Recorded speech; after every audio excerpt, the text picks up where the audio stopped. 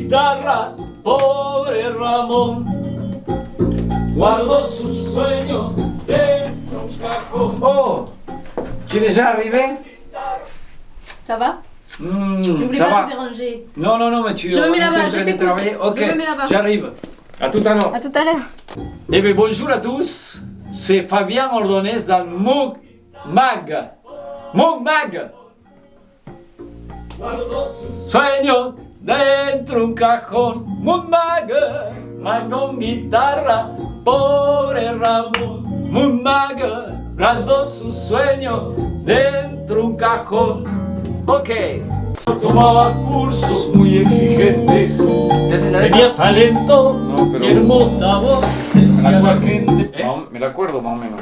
Bonjour Fabien. Bonjour Agathe. On est ensemble aujourd'hui pour voir un petit peu ton parcours, ta vie, Eh te bien, je suis découvrir très un content. petit peu plus. Oui, ben, je suis prêt. T'es content d'être là, ouais. Je suis content de te recevoir ici, dans notre studio, ça se voit. Et puis écoute, quand tu veux, on commence. On commence. Je te pose mes questions. Est-ce que donc tu es argentin? Exactement. Tu es né en Argentine? En Argentine, à La Pampa. À La Mais La Pampa, c'est une province, parce qu'on dit La Pampa, c'est Oui. c'est des champs, le champ, c'est une chose, mais il y a une province qui s'appelle La Pampa, et c'est là que je suis né, au centre même de l'Argentine. D'accord. Et donc tu es resté juste combien de temps en Argentine en fait? Tu es venu en France à quel moment? Alors, j'avais 19 ans, quand je suis parti, mais c'était l'époque de la dictature militaire, mais je suis un des seuls qui est vraiment parti. C'était pas en relation à ça, même si ça aurait pu arriver, mais c'était pas en relation à ça. C'est que je voulais être artiste, donc j'ai eu l'occasion de trouver un contact avec un groupe de folklore argentin qui faisait de la danse et du chant, parce que j'étais danseur aussi avant. Et donc ils m'ont contacté. À l'époque c'était difficile parce qu'on n'avait pas internet, on n'avait pas oui, tout oui, ça. oui. Il faut s'imaginer qu'on envoyait des photos, les lettres. Oui, c'était Ça a très mis dur à raison. du temps et puis ça s'est fait et j'étais un des premiers d'ailleurs de ma province et à partir en Europe à l'époque. D'accord, c'était novateur, ça se faisait pas. Ouais, ça c'est pas. Je me rappelle qu'il y avait tous les journalistes qui venaient m'interviewer et tout ça parce que c'était un truc. C'était pas banal. commun. Ouais, c'était pas Pas banal. Même de voyager en tant que touriste, c'est pas beaucoup. Et là, j'ai allé. Et là, en tant qu'artiste. En tant qu'artiste, j'étais le premier, quoi. J'étais précurseur de Donc, ça. t'es parti avec un groupe? Un groupe qui était déjà installé. D'accord. Et du coup, c'est ce qui a fait que tu as quitté, c'est vraiment pour le côté musical? Exactement. D'accord. Artistique, musical et la Il y a danse. pas de- C'est il de y a- la danse aussi. Il n'y a pas de raison d'émigration Non. autre que ça, quoi. Pas du tout. Parce que c'était une opportunité de débuter ma carrière artistique, c'est que j'ai voulu faire depuis que je suis tout petit.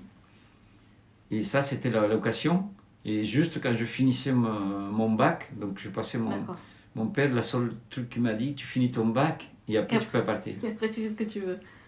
Donc je finis mon bac avec des arrangements, avec les professeurs pour qu'ils me laissent. Et donc je suis parti. Ils te l'ont Si. donné, en fait, c'est ça que Oui, tu mais me non, dis? Ils te mais l'ont donné? en gros, il y a beaucoup qui m'ont fait cadeau de l'examen parce que je leur ai dit, écoute, il faut que je parte, quoi.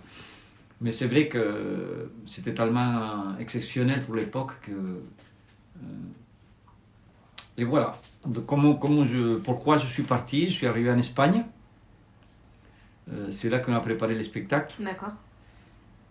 Et quand le spectacle était prêt, on avait un contrat à Vienne, en Autriche. C'est là que j'ai fait mes débuts de... Parce que du coup, dans ce groupe, tu as commencé comment?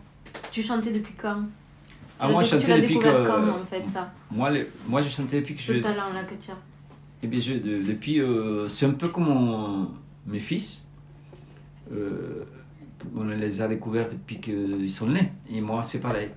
Moi, depuis tout petit, on me faisait danser dans les fêtes. la famille. J'ai commencé à chanter, j'avais 8 ans, Ah, d'accord. avec la guitare déjà. Tu m'accompagnais. J'ai Et des qui c'est qui t'a donné cette fibre? C'est pareil, tu le tiens. je pense que ça vient de mon grand-père, D'accord. qui était musicien amateur et qu'il aimait écrire des poèmes et tout ça, mais qui travaillait dans les trains, dans les gares, il travaillait. D'accord. Mais et ma mère aussi, elle aimait chanter. D'accord, ouais, Elle c'est faisait vraiment, partie de la chorale et tout ça. Et c'est ma mère qui m'a beaucoup poussé à partir parce que moi, j'aimais l'idée d'être artiste, tout ça, mais quand je commençais à réfléchir, quand je réalisais, une fois que tout était lancé, quand je réalisais que j'allais partir tout seul en Europe et Ah tout ouais, ça, ça fait peur. j'avais peur, quoi. En plus, 18 ans, j'avais aucune expérience dans ma vie. C'est dingue. Et je voulais plus partir, quoi, moi. Et c'est ma mère qui m'a dit, oui, vas-y, on verra, tu essayes une année, si ça marche pas, tu reviens, c'est pas grave. Et c'est elle qui m'a convaincu pour partir. Ouais, il y a quand même un gène familial qui est bien présent, hein, C'est vrai, artistique. c'est vrai, ouais. Ah ouais, c'est fou, ça remonte à loin. Hein. Et donc, ça fait, cette année, je vais faire 45 ans que je vis de... Mais qu'il est jeune. Oui, Qu'il est jeune. mais j'ai commencé très jeune, en fait. J'ai 45 ans que je vis Tu vis de ta passion. de ma passion C'est bien, hein. Eh ben c'est bien parce que c'est pas facile tous les jours et j'ai passé par tous les Les états. les étapes. Donc j'ai connu toutes les étapes. Je connais très peu de gens qui a fait ce que je fais parce que j'ai eu la chance, comme je faisais un spectacle de danse argentine qui est un peu de jonglage aussi, ça s'appelle les bolas. C'est Oui. de la corde Oui, avec oui, une oui. boule Oui. et des tambours et tout ça. Donc j'ai eu la chance de faire du cirque, de théâtre, de musical, le cirque c'est très rare. J'ai fait des parcs d'attractions, c'est comme ça que j'ai arrivé en France. Donc T'as beaucoup de cordes à ton arc. j'ai beaucoup d'expérience dans le spectacle. J'ai fait tous T'es les... complet. Exactement. T'es complet.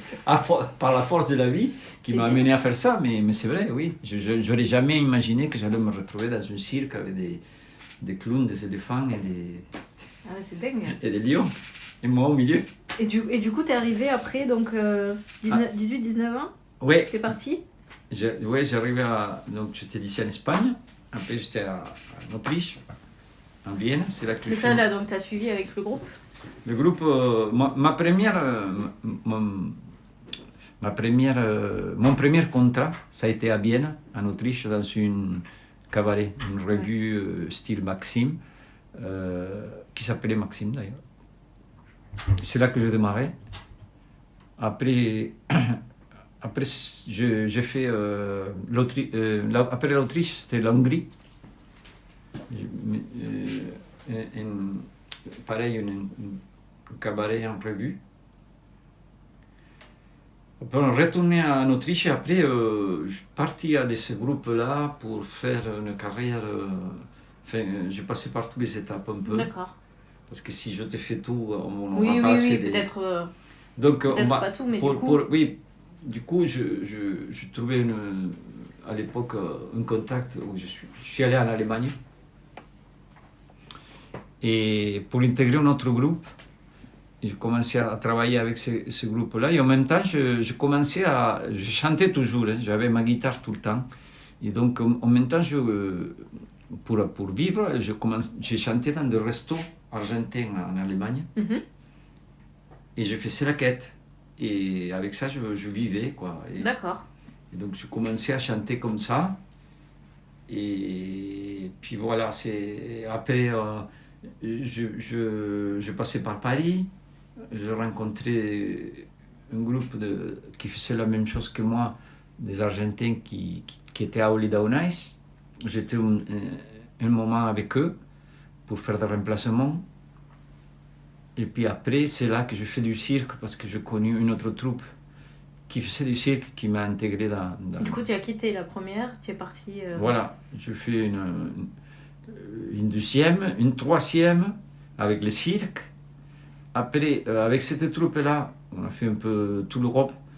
Et à un moment, on était en Hollande, on a fait une émission de télé, connue un peu Comme ici comme Drucker, tu sais. comme ici, le France 2. À peu près. Voilà. Une émission de variété. plus culte, ouais, d'accord.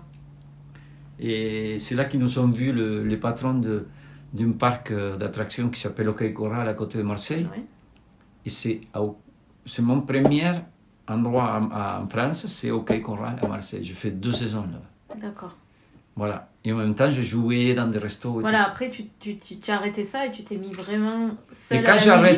quand j'ai arrêté j'ai fait 2 saisons et quand j'ai arrêté OK Corral, je me suis mis à chanter. J'ai trouvé un Mexicain, un Argentin, je vais dire, un Mexicain. Et on a fait un duo et on chantait un peu partout à Marseille et à Aubagne, dans des restaurants. Et ça marchait super bien, quoi.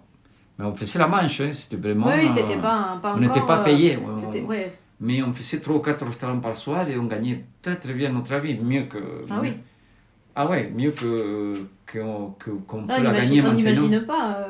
Non. On n'imagine pas. Non, parce que quand on dit la manche, on pense au mec qui est dans la rue, quelques pièces, qui se gèle oui, et qui oui. reçoit des...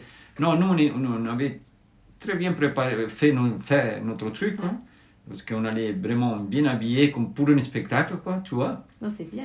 Et on faisait des restos classe, parce que comme on venait bien présenter et tout, il nous laissait le faire. Le mec, il dit, bon, laisse-nous essayer, et puis après, si ça vous plaît pas, on Si revient les clients plus. sont contents, il n'y a pas de raison. Et puis, on avait 2 ou 3 fixes qui marchaient de super restaurants où il y avait des gens qui avaient de l'argent. Oui. Et donc, on nous laissait... Et à l'époque, il n'y avait pas la crise économique qu'il y avait maintenant, il y avait les francs, et les gens, ils laissaient des billets facilement. Donc, à la fin de la soirée, on gagnait vraiment bien notre vie, quoi. D'accord.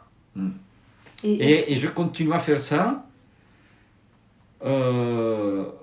Bon, après, j'ai eu quelques passages.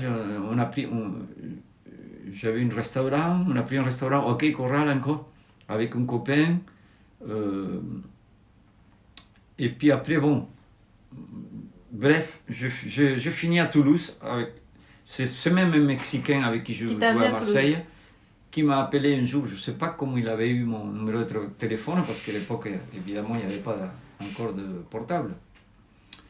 Et il m'a dit, je le dis d'ailleurs dans mon album, El Padre, qui est toujours disponible. N'oubliez pas. N'oubliez pas, El Padre, album toujours disponible sur toutes les plateformes. Et donc, il m'a dit, je suis dans une ville superbe, voilà. Il a raison. Eh oui, il y a beaucoup d'Espagnols, il y a de l'ambiance. Et je suis tout seul, il me manque bien parce qu'on peut travailler ici comme on a travaillé à Marseille. Et on a fait la même chose. Je commençais au burritos locaux. J'allais te dire comment on finit à Toulouse. Passer de l'Argentine, de la Pampa, à Toulouse. Et oui, on y mais reste. en plus là, je le fais courte, mais c'est très long. Ça a été long. Il y a tout la Et t'as quel âge quand t'arrives à Toulouse, à peu près? Je devais avoir 25-30 ans, entre 25 et 30 ans. Oui, t'as bien bougé, quoi. Oui, j'ai bien bougé. T'as bien bougé. J'arrivais... en France, j'arrivais dans les années 80, 82. Et à Toulouse, j'arrivais dans les années 86. Et voilà, j'étais clandestin. Oh, c'est un scoop, ça. Non, c'est pas un scoop. Écoute, non, c'est pas... Non. Je vais te dire pourquoi... Il faut couper. Non, coupe pas. Il n'a pas... Je vais te dire pourquoi c'est pas un scoop, parce que je l'ai annoncé dans les Victoires de la musique quand j'ai reçu le prix. J'ai dit pour un Argentin qui était clandestin et qui faisait la manche, c'est quand même un honneur d'être la Victoire de la musique. C'est génial. Tu l'as pas vu ça? Non. Et non, je n'ai pas vu ça. Eh bien oui, d'ailleurs dans la dernière Victoire de la musique, ils ont repassé l'extrait. 86, tu arrives à Toulouse? Oui, j'arrive à Toulouse et je commence à faire le restaurant à Toulouse. J'ai démarré au burritos locaux. Il y a une grande histoire avec les burritos locaux parce que après, avec les patrons de Burriquito Loco, j'ai ouvert le Barrio Latino, Oui. qui a marqué toute une époque à Toulouse. C'est un moment très important de ma vie, pendant 10 ans. J'étais gérant pendant 7 ans et après je restais 5 années de plus en tant qu'animateur et responsable de l'animation. Donc le Barrio Latino, c'est une partie très importante de ma vie. Et puis c'est là que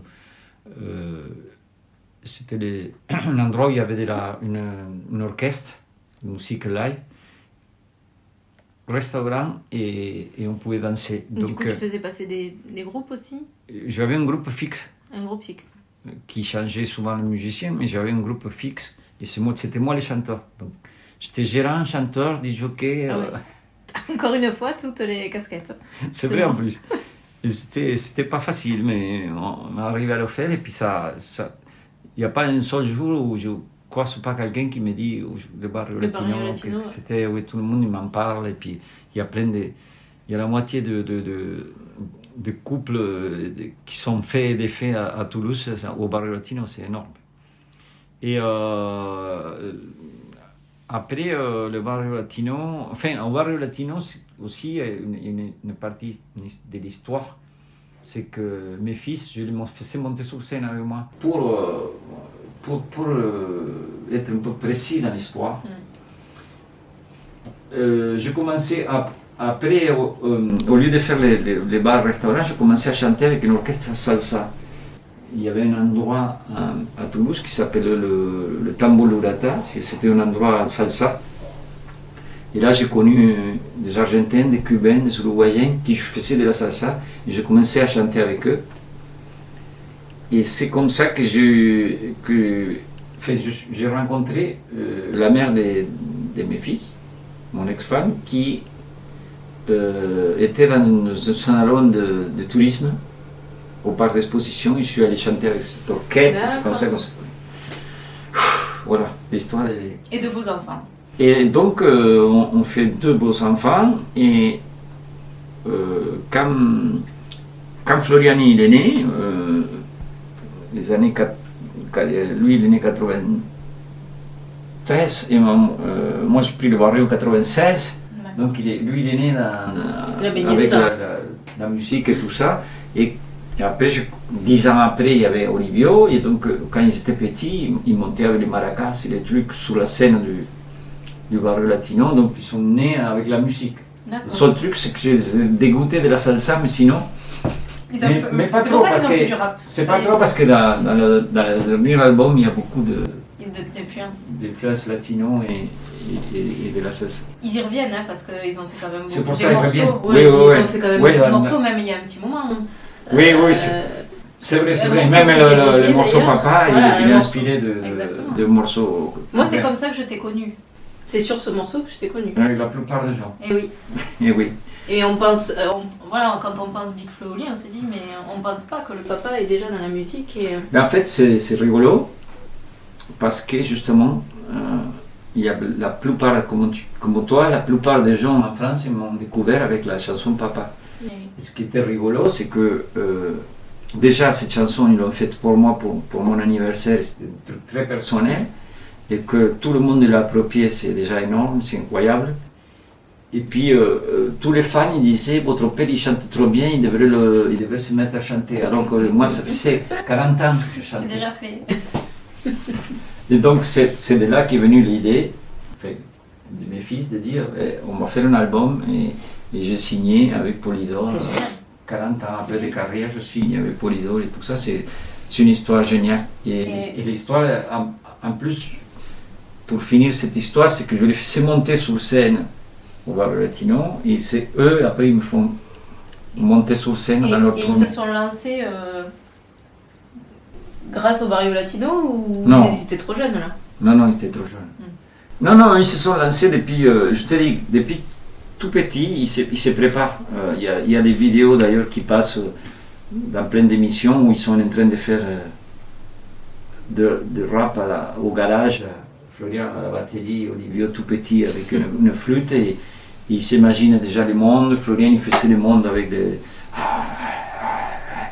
Et ils avaient tout. Ouais, ils étaient lancés. Ouais. Et qu'est-ce qui ressemble le papa là maintenant aujourd'hui? À ton avis, non, mais c'est beaucoup de fierté, mais c'est surtout, c'est le. Ben oui, ils arrivent toujours à me surprendre. Et c'est incroyable parce que chaque fois tu te dis, bon, après ça, c'est fini, quoi. Oui, après bah, l'Olympia, après les innover stadiums. encore plus. Le stadium, il y a eu plein de choses et puis ils arrivent toujours à faire un truc nouveau, à innover, à faire toujours plus gros, pas spécialement plus gros, mais à faire des trucs qui me surprennent, quoi. Toujours. Ils sont incroyables. Voilà. Bon, on est aujourd'hui dans les studios Ah oui, on est dans les studios où tu enregistres. où on travaille beaucoup, on enregistre avec Alejandro qui est là, Alors, juste derrière nous. Justement, comment vous êtes rencontrés avec Alejandro? Je le trouvais dans la rue. Il faisait la manche. Non, avec Alejandro, en fait, on s'est retrouvés justement parce que je jouais au Burriquito Loco. Lui, il venait d'arriver et on s'est connus par la musique, quoi. Et en fait, quand je suis parti au Barrio Latino, Alejandro m'a remplacé au Burriquito Loco. D'accord. On faisait plus la manche à l'époque, on était payés déjà. C'est bien. Donc, et on avait déjà les micros et tout ça, on jouait avec des micros, c'était un autre niveau. Mais lui, quand il venait, lui, il arrivait beaucoup plus tard que moi à Toulouse, donc moi j'étais déjà bien installé et puis on s'est connus et puis je crois que c'est un des premiers concerts qu'il a fait, c'était au Barrio Latino, que je l'avais appelé pour remplacer un musicien, donc on s'est connus comme ça. Et vous ne quittez plus? Et on ne s'est jamais quitté, on ne plus jamais quitté en fait. Après, on a vraiment commencé à travailler ensemble, je pense que ça fait une dizaine d'années. Non, 10. Oui, 10. 10 déjà, non? Ouais, plus, oui. Vous devez avoir des souvenirs un peu mémorables, non? Vous devez avoir des petites anecdotes Ah à oui, nous raconter? oui, plus que... Vous avez un souvenir en particulier, tous les deux? L'anecdote. Moi, je suis quelqu'un de très sérieux, alors c'est rare que je fasse des conneries ou des trucs comme ça. Attends. Alors ça m'étonne avec lui là. Non, mais on a C'est quoi votre meilleur souvenir? Pas d'anecdote, mais on a beaucoup ensemble. Même, je m'avance peut-être, mais les enfants, j'ai commencé ici avec lui. Ah. C'est lui qui m'a amené les enfants tout début pour faire des maquettes. Ouais, en fait, c'est... Biflo, une personne, c'est Biflo, il avait 10 ans, peut-être 12 ans. Les garçons, ils l'appellent les producteurs, parce que c'était les... Oui, c'est commencé là. D'ailleurs, il y a le disque signé là. Et le producteur. Et le producteur, parce que... pourquoi? Parce que c'était le premier qui les a fait enregistrer sans leur payer gratuitement, et puis... c'est comme ça qu'ils ont eu leur première maquette, donc c'est vachement important dans leur histoire. Et pour parler de souvenirs et que l'histoire elle est très belle, c'est que pour l'Olympia, ils ont invité Alejandro qui vient jouer avec eux, justement pour te remercier. Pour remercier. D'ailleurs, dans l'album, oui. je joue dedans. Oui, mais faire l'Olympia, c'était c'était toujours notre rêve. Ah, ouais. Et puis, ils nous ont fait accomplir ce rêve-là de jouer ensemble à l'Olympia quand même. C'était il y a pas longtemps, l'Olympia. Et c'était... Et un mois, 20 jours. Je ne sais pas quel jour c'était. Ça t'a pas marqué, toi? Si. Non, mais ouais, ça fait 2 mois, ouais. C'était, le 27 janvier. Je me rappelle parce que je devais rentrer d'Argentine pour être à l'Olympia. Voilà. Ça, on est le 28. Ça fait bien ça de le dire. Il faut que je rentre. Oui, parce je que vais à fais l'Olympia. Et moi, je dis aussi, Excusez-moi. il faut qu'il rentre. Parce que sinon, je ne vais pas à l'Olympia. Il n'est pas tout seul. Mais c'est vrai que, oui, après, de jouer ensemble à l'Olympia, c'était vraiment, on était émus, quoi. C'était un truc. Moi, je l'avais fait déjà à l'Olympia, mais là, c'était spécial. Et puis, la première fois, je n'avais pas de chansons. Et là, on a refait Papa à l'Olympia, c'était super. On l'avait jamais Donc fait. c'est une concrétisation pour tous les deux, un peu. Ouais. Oui, bien sûr. Ça reste du coup aujourd'hui le meilleur on est soudés, souvenir. quoi. On est soudés. Ah, c'est bien. Oui, un des meilleurs souvenirs. Puis après, bon, moi, je ne plains parce que comme j'ai fait 12 ans de tournée avec eux, j'ai fait les plus gros. Salles. Les plus grosses salles d'Europe et des Canada, et des Suisse et de Belgique. C'est bien. Donc c'est des trucs que évidemment, je n'aurais jamais C'est imaginé indélébile, que j'allais ouais. pouvoir faire des choses comme ça. Et puis ce qui était chouette, c'est que je fais la tournée avec eux dans le tourbus et tout, donc j'étais avec L'ambiance d'une tournée. ouais, j'étais avec eux, quoi. En plus, de partager avec tes fils, ça, c'est génial. c'est énorme. Énorme. Mais bon, il me fait accomplir. C'est pour ça que je te dis qu'il arrive toujours à me surprendre, parce que pour moi, il me fait accomplir Oui, jusqu'où ça va aller? tous les rêves, Ouais, c'est ça. mais ils arrivent toujours à me faire un nouveau rêve, tu vois. Alors, je ne sais pas le prochain. C'est beau, c'est des beaux Oui, cadeaux. je connais les prochains. Oui. Le prochain rêve déjà. Ils vont me faire, un beau cadeau, ce qui vont amener toute la famille d'Argentine Ah, génial. pour le U Arena. Donc tu vois, ils arrivent toujours à me Et surprendre. voilà, jusqu'où ça va s'arrêter. Sinon, après, pour parler justement d'Alejandro et pourquoi on est du ici, studio, pourquoi on vous reçoit voilà. ici, Exactement. c'est parce que dans ce studio, on a travaillé tout l'album El Padre, et même avant, on a commencé dans des projets, des trucs. On a Toujours, passé ouais. beaucoup de heures ici, Toujours disponible. toujours El disponible Padre. El Padre. Merci. Hein? Et donc voilà, maintenant le projet, c'est que ce qu'on est en train de travailler, c'est on va faire des nouveaux morceaux, des compos et des reprises pour le mettre sur Spotify, dans mon Spotify, et puis après le mettre sur des playlists et tout ça, les faire connaître petit à petit aux gens. On a sorti le morceau Mala Mujer, Mala Mujer. on en a fait un clip aussi, toujours disponible, Exactement. et que vous pouvez aller voir sur YouTube et l'écouter sur toutes les plateformes. Donc, ça s'appelle Donc, Mala Mujer. Donc ça, Et donc, en fait, on va continuer, après Mala Mujer, on va continuer à mettre régulièrement des morceaux des morceaux. pour après faire un album ou pas, mais l'idée c'est de faire des morceaux pour le sortir, parce que en fait c'est plus. Déjà, c'est plus dynamique, c'est Ouais, plus juste, enrichissant, si tu veux, parce que le fait de travailler un album, c'est lourd. C'est long, c'est lourd jusqu'à qu'il sorte. Et puis même. Et puis le truc aussi, si oui, je t'écoute. Ouais, non, mais dis-moi si je me trompe. Quand on sort un album, il y a beaucoup de morceaux méconnus. Oui. Que mais là, l'avantage, c'est que ça c'est sera ça que déjà... c'est ça que c'est un bel avantage. ça que j'allais te dire. C'est plus enrichissant, parce que pourquoi? Parce qu'il y a des morceaux dans l'album que j'aime beaucoup et que je tiens beaucoup, mais la plupart des gens, ils vont sur un ou deux morceaux, quoi. C'est ça.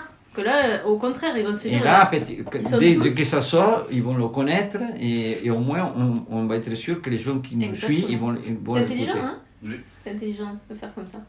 Oui, mais Il y en bon, a pas beaucoup on qui a le une font. bonne équipe aussi, c'est pas... On a un manager qui s'occupe de nous, on travaille avec Blue Citron de Toulouse qui fait la tournée, mais les gens de Polydor aussi nous donnent des idées, et c'est eux qui nous ont proposé de faire ça. Et l'idée, elle est super. C'est une super idée, ouais. Et donc, donc, on est en train de travailler sur un nouveau morceau. Qui va Et on sortir va te quand faire, sur Spotify, du coup? On va te faire écouter Ah, avec plaisir. en En avant-première. en avant-première, en exclusivité. On n'a pas vraiment de date. Après, vous il mettez sera quand vous voulez. prêt, Ouais, vous le mettez quand vous voulez. sur peut-être... Spotify. Plus ou moins. Ah oui? C'est plus comme ouais, là, on pense en faire... en fait, on pense en faire 2 ou 3 pour qu'ils soient prêts déjà.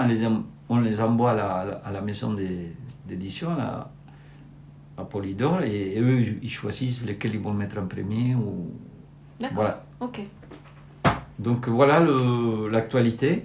Et donc là, on est dans le studio d'enregistrement. Le studio qui s'appelle Métis. Métis. Le studio Métis Et de donc- Alejandro Riquelme. Comment ça se passe? Oui. Un enregistrement. Ah, c'est lui qui... El maestro. Comment ça passe? Comment ça se passe? Comment on enregistre un morceau alors? Dans le cas d'aujourd'hui, si tu veux, bon, pour revenir sur le morceau en question, je m'occupais de faire la musique, c'est la compo, et j'ai enregistré tous les instruments, c'est la maquette. J'ai enregistré la guitare, basse, percussion, tout. Quand le morceau est prêt, je l'envoie à Fabien, qui valide ou valide pas, mais si c'est valide, lui, il clique sur la musique, Ok. fait les paroles.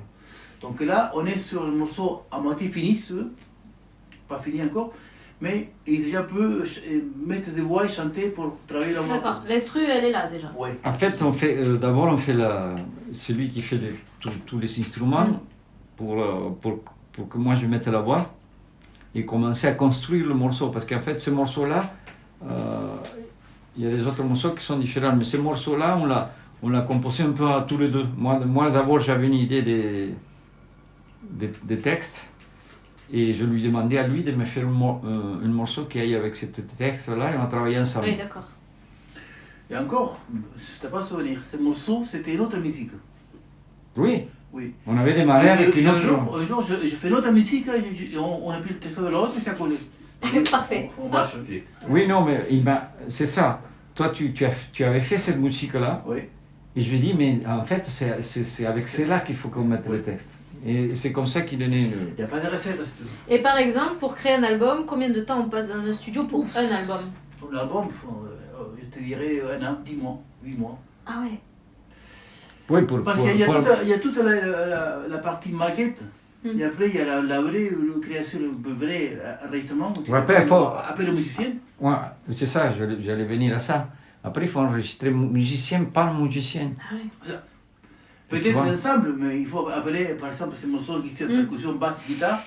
Si tu fais appeler. Ça prend beaucoup de temps pour le mixer aussi. Pour le faire rejouer, et après, il faut remixer, et après, il faut Non, j'imagine pas que c'est autant de temps, Ouais. effectivement. Et oui, et après, je sais pas, mais après 6-7 mois de boulot, une fois que tu as tout enregistré, il y a toute la partie mixage, non, comment ça s'appelle la dernière truc, le mastering. Ah oui.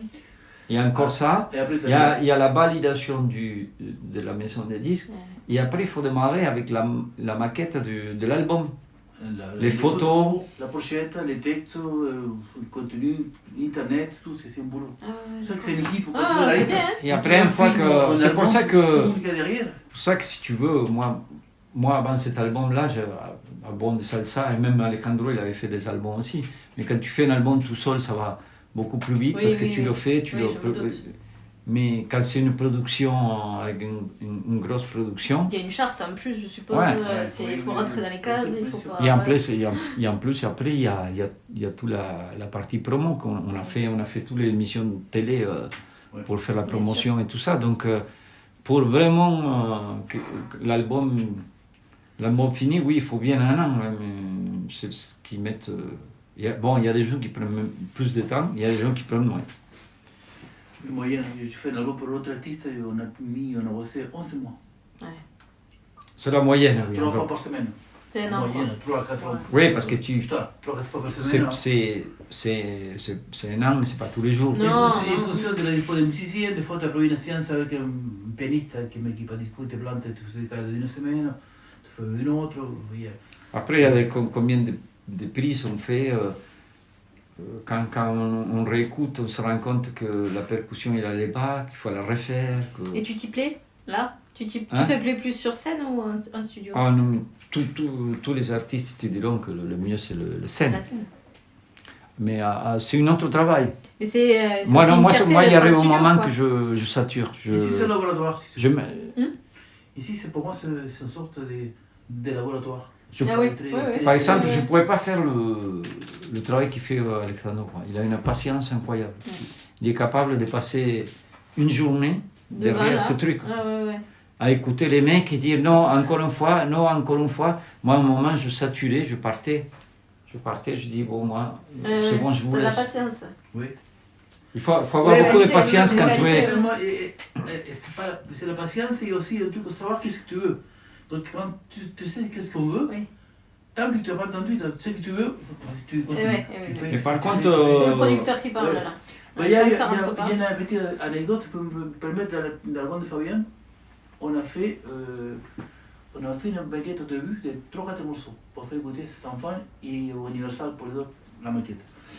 Dans ces morceaux, je ne sais pas lesquels, mais il y a un morceau en question, tout a été refait, sauf celui-là. On n'a pas réussi à faire mieux. Oui, en fait, on a gardé la maquette. La maquette, Parce on que a enregistré avec toutes les portes On n'a pas réussi à trouver le même climat. Le climat, on n'a pas trouvé mieux. On jouait mieux presque que la maquette, mais c'est pas ça qu'on voulait. Ouais, c'est pas le rendu. Non, il n'y avait pas le feeling, quoi. C'était dommage parce qu'on avait arrêté les portes ouvertes, les bris, les parasites. Mais finalement, ça a le été. feeling, c'est celui-là qu'on voulait et on n'a pas réussi à le refaire. On a fait Non. 10 prises, des prises. On a fait changer de jour, laisse tomber, on refait les mêmes. Et non, impossible. On a Ah, je sais lequel c'est. Oui, oui, oui. Mais après, par contre, c'est très intéressant de travailler dans le studio. C'est pour t'améliorer. Oui. Parce que tu t'entends plusieurs fois, Les choses que tu veux tu dire. refais plusieurs prises et tu dis, ah non, celle-là, c'est mieux de la chanter comme ça, alors que si tu fais que des lives. Donc, oui, ça m'a permis à moi de progresser beaucoup grâce à Alexandro, parce que lui, il a une oreille musicale, c'est son boulot, quoi. Et donc, lui, il écoutait tous les détails et toutes les imperfections qu'il y avait, et il m'a fait progresser de ce côté-là. Et aussi, tu m'as fait descendre les tonalités pour chanter plus posé, et ça s'entend sur l'album, je trouve. D'accord. Voilà. Et donc on est en train de faire de nouveaux morceaux, et on va te faire travailler, et même tu vas venir chanter un peu avec moi. On y va, Allez. c'est parti. Bien Alejandro, tu te mets aux manettes? Bien sûr. Je te Allez. laisse la place. C'est parti. Dentro un cajón c'est un tiroir. C'est Guardo C'est quoi le cajón un tiroir. Ah, d'accord. Ok. Guardo sus sueños dentro un cajón. Ok. Ramón guitarra, pobre Ramón. Ok. Guardo sus sueños dentro un cajón. Voilà, très bien. On y va, comme vous voulez, les gars, on est prêts, nous.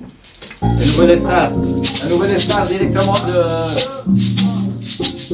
Ramón guitarra, pobre Ramón. Guardo sus sueños dentro un cajón. Ramón guitarra, pobre Ramón. Desde pequeño tomaba cursos muy diferentes. Tenía talento y hermoso. Pone otra vez el coro, pone otra vez el coro. Guitarra, pobre Ramón. Guardó sus sueños dentro un cajón. Ok, coupe. C'est bon? Parfait. Merci Bon. Fabien. Merci Allez. beaucoup. Merci. La Mood Mag, Fabien Ordonez, À bientôt. Je suis le parrain. parrain de l'émission. C'est vrai.